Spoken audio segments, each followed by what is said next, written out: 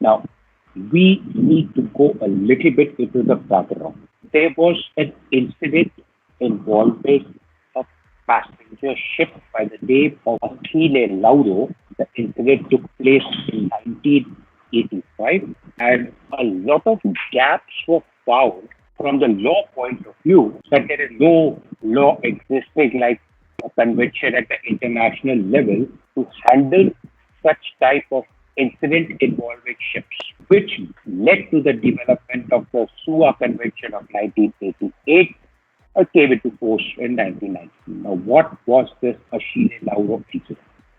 Let's go back to 1985. It was a medium-sized passenger ship. Believe me, it was not that swanky kind of large cruise ships that we see on the channels or television and, like five-star floating hotels. No. It was a very special passenger ship in the sense that it was exclusively for passengers that were senior citizens. That means 65 years and above, for older people. And take them for small cruises in the Mediterranean, that kind of a thing. At first, they would fill up those cabins, and if before commencement of the passenger cruise, if no further senior citizens were there, so they would open their passenger cabins for young people. But the focus was on elderly. Now, in 1985, the ship, while in Eastern Mediterranean, was hijacked by 4 Palestinian terrorists at gunpoint. I mean, they had come on board as good passengers, disguised. There were 4 of them. And they forced the master to take the ship off the coast of Egypt, off Alexandria in Mediterranean. And the terrorists were negotiating with the government of Egypt. Their demand, $4 million in cash and a fully fueled jumbo plane for them to use. The normal standard operating procedure is that the government who that they are negotiating, the government always buys time. It is not so easy to arrange that level of cash in that denomination in bags. We have to organize an empty Boeing kind of a huge plane, fully fuel it, bring it closest to where you want, we need time, etc. And that negotiations keep going on till the time the culprits, in this case the terrorists, till the time they don't harm the hostage. Because once any hostage situation, the standard operating procedure is that if any of the hostage is harmed, injured or killed, then all that negotiations are off. They send the commandos and then you're supposed to overpower the culprits, whatever people they die, that's a separate case.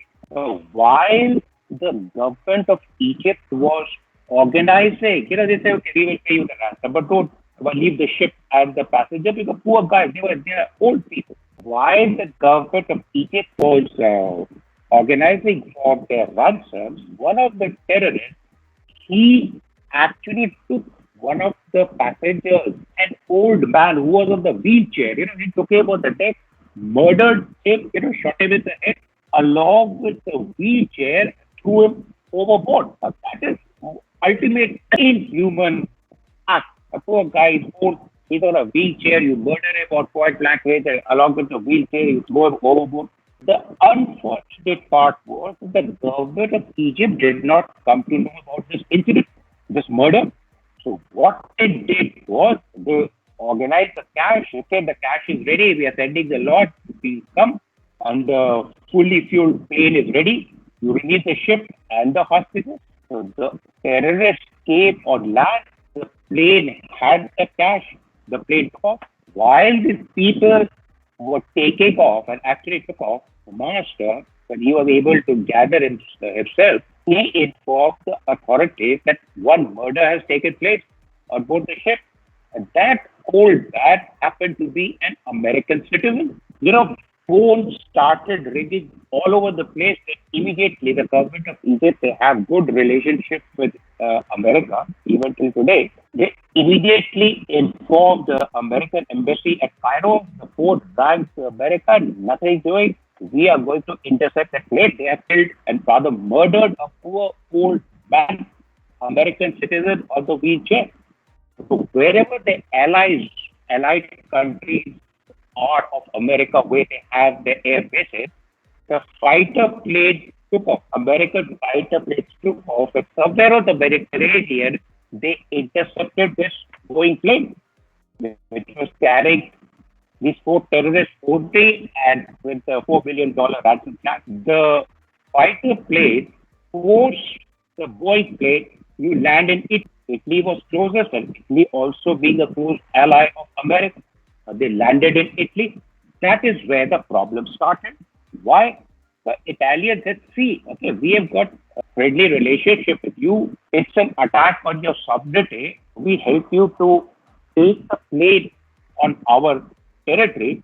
But what do we do with them? The people who have committed the crime, the four terrorists, they are not Italian citizens. So Italian law is not applicable.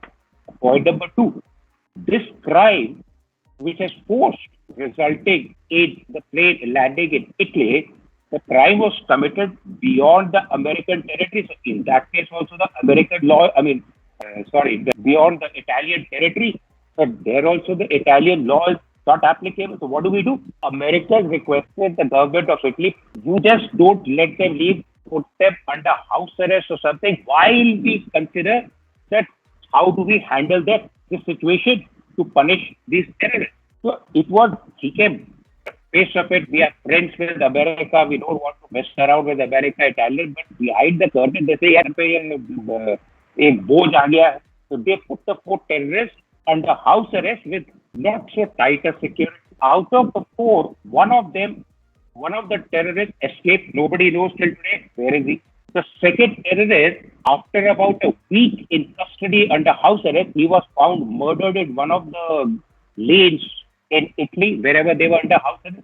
The Italians, they reached to a border, and nobody till today knows what happened with regard to the other two terrorists. Yeah, Italians, the Bagadia Urko, yeah, while they were escaping, they looked the other side. Yeah, you told us to help you here, we help, but nothing can be done. They are all gone. This was the Achille Lauro incident. Then, on insistence of Egypt, Italy, and one more country, the matter came for discussion at IMO. Okay, now terrorism is becoming a global threat. Up till now, we never realized that ships could also be a target, and ships most of the time are in international waters. That is beyond 12 nautical miles. Next week, I'm going to be doing this in detail when I'm doing the UNCLOS, United Nations Convention on Law of the Sea, the whole concept between territorial sea and international water and other maritime zones. It will become all the more clear to you. They said, we need to have a convention, a law, a formal, proper, documented law followed by all the countries, member countries of IMO, that when such a similar thing happens, even though it has happened beyond the territorial waters of a country, well, the countries in question, neighboring countries, should come together to be able to pool their resources to take care of the situation, apprehend and catch those terrorists who are holding the ship to ransom. That is how the SUA Convention, Suppression of Unlawful Acts, SUA Convention, was developed in 1980. So basically, the convention is a mechanism for cooperation between or among the countries for preventing terrorist activities involving a ship or handling of such a scenario where there is a question of a hijack. That is the focus and object. Are you with me till here? Yes, sir. So now we start coming to the nitty-gritty of the convention. It will also realize the practicality and make you understand what you can expect, God forbid, if you are in such a situation. Today, terrorism is a very big threat. To share with you, we see that out at sea, piracy is a threat, a visible threat. I'm talking about 20 years ago, message was flashed by Gibraltar radio for the international maritime traffic in the area to be extremely careful because of a possibility of an attack involving ships by the Prince of the Seas. Now, who the hell is Prince of the Seas? You'll be surprised.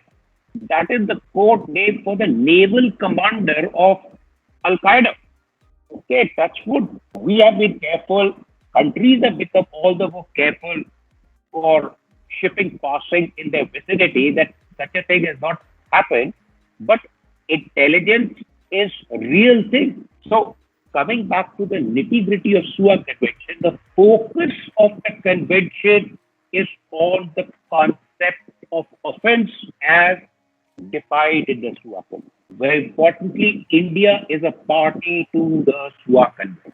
So coming to what is the meaning and concept of offense as per SUA Convention.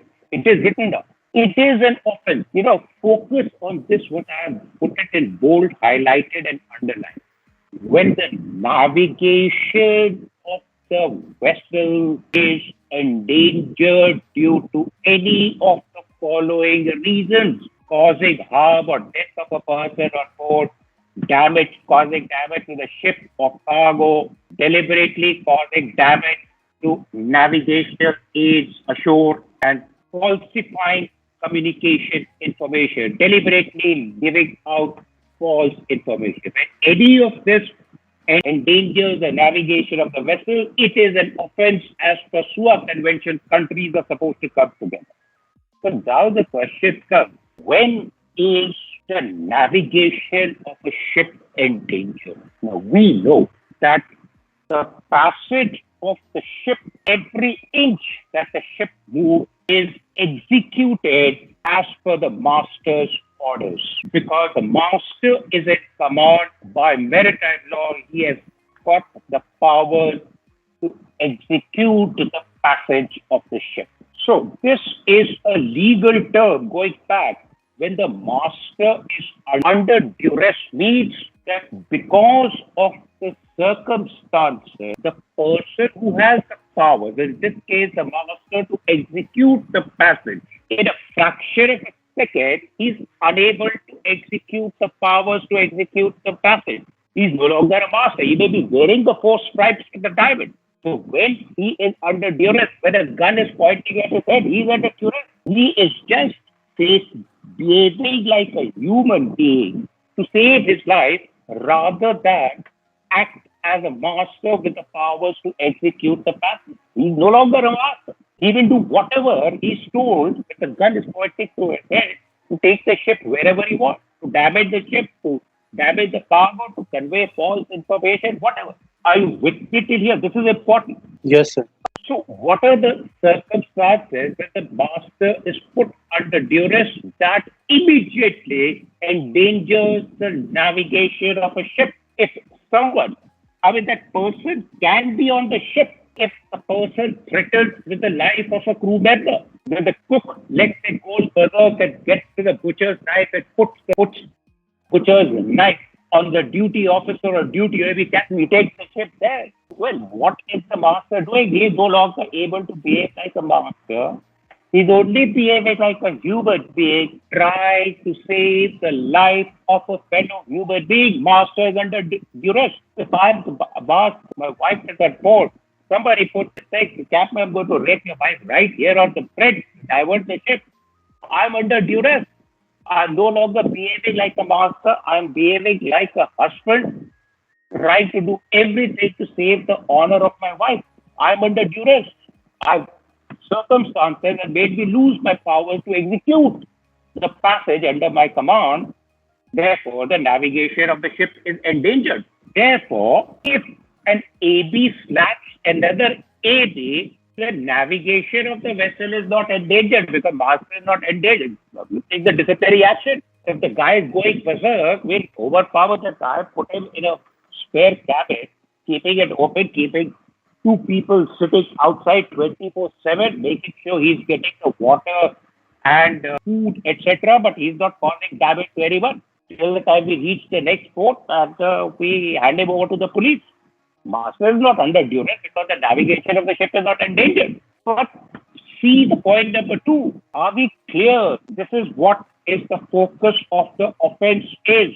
It is an offense if the navigation of the vessel is endangered in any of these 4 circumstances.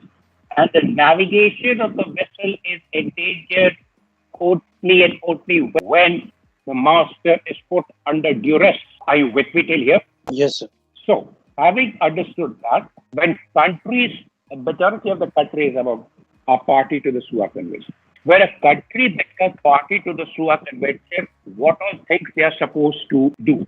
First of all, make an amendment to the country's national laws that if we are the victims, case of ship is involved under terrorist activity and the government is being held at ransom asking for something beyond 12 miles, that is in international waters, our law will punish the offenders after we have caught it. Number two, if a neighboring country says the ship is closer to your coast, please immediately catch them and bring them to your country's territory. For that, the law has to be made. And you'll be surprised, although India is a party to SUA Convention, it was in November 2019 that the bill was tabled in the parliament. I don't know what has happened by the foreign minister, Dr. Jaishankar. It is called the Anti-Maritime Piracy Bill 2019. Although it says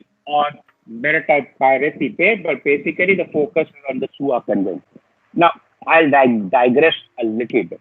You may want to know, so isn't the act of piracy make the SUA Convention applicable?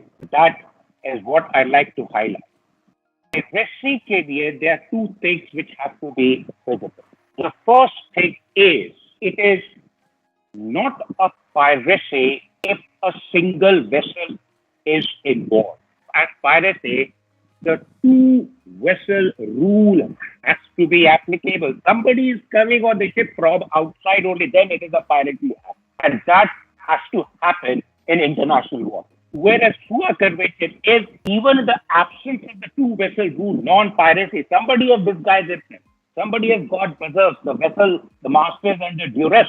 It is an offence as per SUA Convention. We need to come to it. We cover that in detail in ASF, but at the moment, what does the convention require? Amend the national law. करेंगे क्या इन terrorists के साथ? We are not denying. You are a good friend, Mr. America. We have listened to you. We have allowed it to land the plane on our territory. So what do? Either you take them and do whatever you want. But America was also वो शातिर चीज है. America. अगर वो अपने territory में ले आते तो फिर वो ह्यूमन राइट्स का वो तो हमेशा दूसरे के कंधे पे रख के बंदूक चलाते हैं America. Because the law did not exist. So this is what is the responsibility of the country. India has amended it.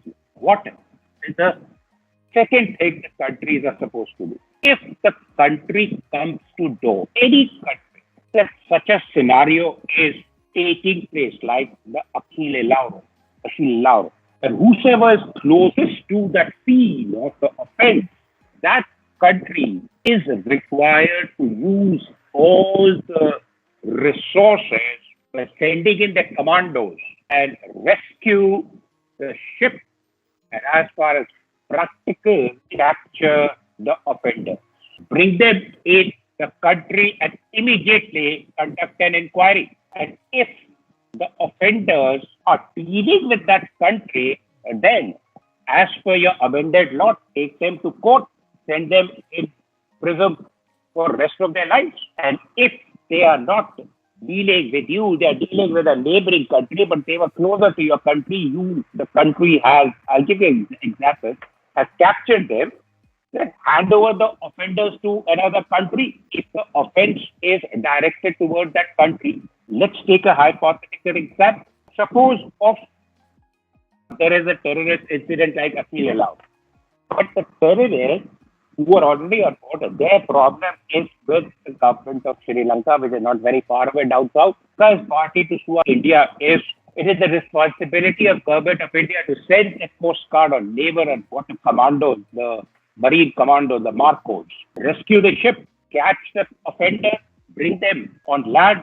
First of all, you conduct an inquiry. Why they'll be able to do it? Because Indian laws have been amended to take care of the situation, even though this incident was happening in international.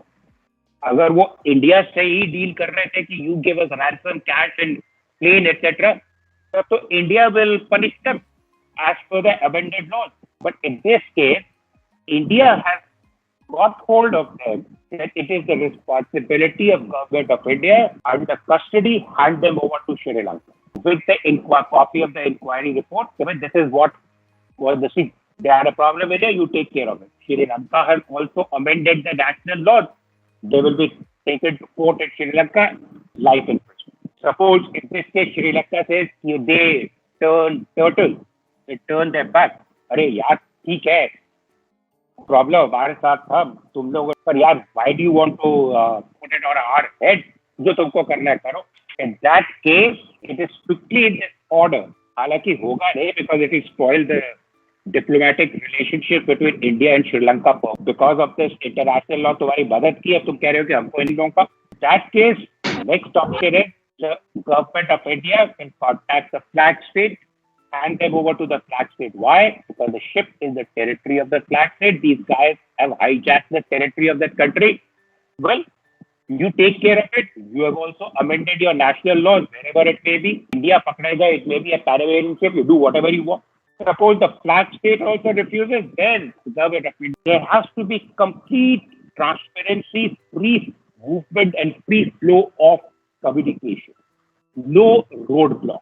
And for handing over these offenders, let's say India handing them over to Sri Lanka or to the flag state or to the country of the nationality, countries are not required to have signed the extradition treaty between them for them to hand them over. Extradition treaty, the other country, you use all your police and army resources, find that guy, hand them over to us. वो तभी possible होता है when there is an extradition treaty. तो जितने भी ये jail से भागते हैं जो हम लोगों ने हॉलीवुड फिल्म में मतलब कि something happened in the past regarding the embassy. I remember somebody was staying in one of the countries' embassy, Ecuador embassy. I remember that was Edward Snowden. He was a CIA employee and he found that a lot of jiggery-poogly was going on. He was a computer expert and CIA was misusing the personal data of the people it had. He leaked that to the press while in England. CIA के तो मुंह पे कीचड़ फेंक दिए थे. It was a fact. CIA got out there. He ran and hid in the Ecuadorian embassy. They gave him welcome to say because embassy is by permission of that country is a kind of a semi-territory of the country whose embassy it is. You cannot enter the embassy without the permission of the country because Ecuador does not have an extradition treaty with America. तो वो छुपा हुआ. Last में मैं देखा 3 साल पहले Russia gave him asylum there, so he's a Russian citizen. So he is showing the middle finger to America. CIA, what it is with the resources, वो hush up कर दिया गया, but it was a very big thing. So what you're saying is right. Extradition treaty का important. In 1995, SUA Convention was amended by the Protocol. It came into force in 2010. Basically, they have expanded the concept and definition of offense. जो पहले चीज़ थी कि भाई when the following 4 things causing damage, injury, death, etc. false information which endangers the navigation of the ship, it is an offense. So the convention becomes applicable. They have added the following things, that it is also an offense if the vessel is involved in the illegal carriage of BCN, biological, chemical, nuclear weapons or raw material. It is also an offense. Countries can take action. The intelligence network of the country is supreme. It's very strong.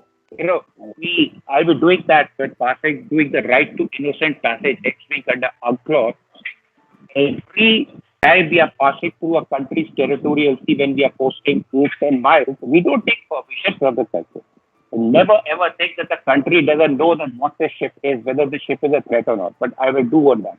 Intelligence says they all come to know. If the ship is involved in any of this, it is also an offense. Plus, the amended part of the convention now gives the power to the postal country where the ship is passing near their port.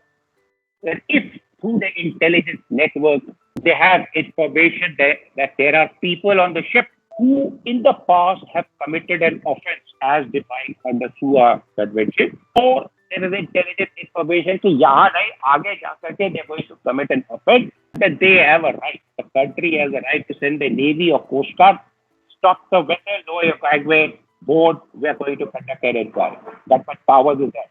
But there is a very important thing as part of the SUA protocol. What is non-proliferation NPT? If you can't remember this, just write NPT in the exam.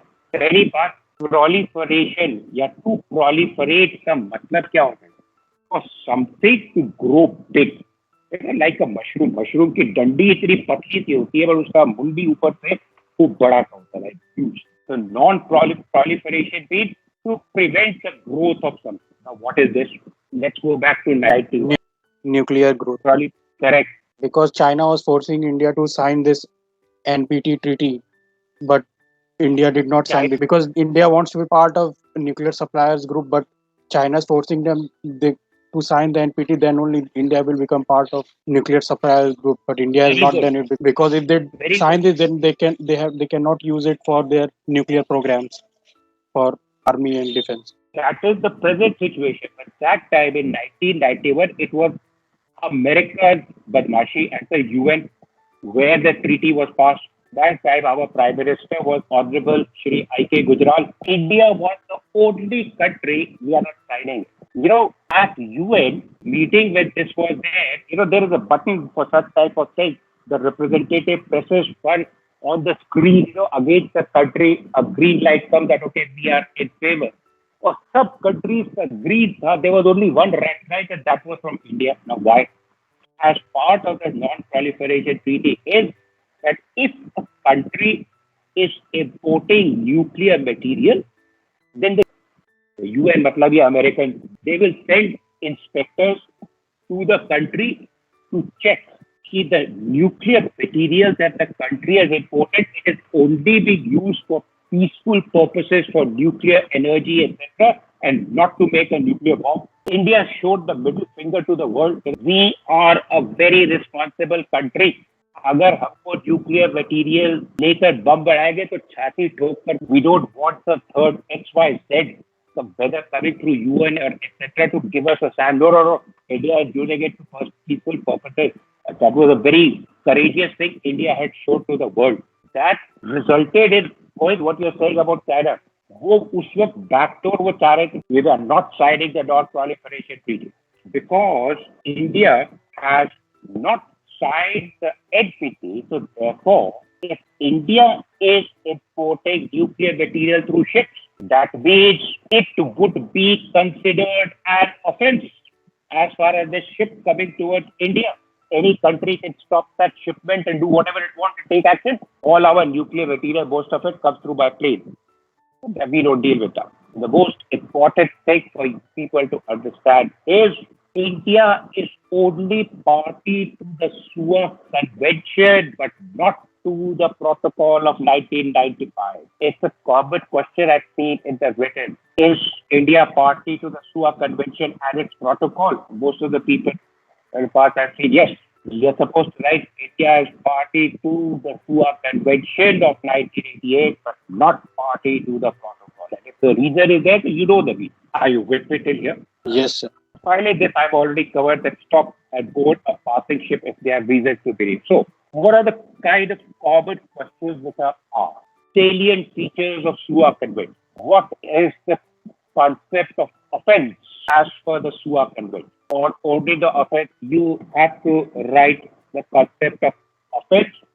Endangering the navigation of the ship if it happens because of the four reasons: causing injury or death to the person on board, causing damage to the hull or machinery, causing damage to the cargo, causing damage to navigational aids ashore, or deliberately giving out from the ship false information. All this is, if it endangers the navigation of the ship, it's an offense as per SUA Convention, and the countries are supposed to come to rescue. Number 2 point, countries that are party to the SUA Convention are supposed to do the following: amend the national laws to make the offense punishable, even though the offense has happened in international waters beyond their territory. Two, if the country gets involved, they're supposed to use all resources possible to capture the offenders, bring them on land, conduct an immediate inquiry. Number three, if the offenders were harassing the country after the inquiry, punish the offenders as per the amended law. Four, if the offenders were involved in the neighboring country, then this country is supposed to hand them over to the country in the smoothest possible manner. Finally, the objective of the SUA Convention is cooperation between and among the countries for handling the situation, for preventing such a situation, for handling of the offenders, the movement of the offenders, and free flow of communication with regard to this incident. India is a party to the SUA Convention. Point number 5, the convention was adopted in 1995. It expanded the concept of offense to include that it is an offense if a ship is involved in carriage of illegal nuclear weapons or material, nuclear, biological, chemical. But it is not an offense if the ship is transporting such material from a country that is party to NPT to another country that is party to it. And since India is not party to NPT, it would be taken as offense. Technically, India is not party to the SUA Protocol of 1995, but only party to the convention. Finally, as per the protocol, if the country has reasons to believe that a passing ship has people who may have committed offense in the past or likely to commit an offense, they can stop and board the ship and conduct a search. So it's a 12-mark question. You can minimum expect, it's a 12-mark question or 13-mark question.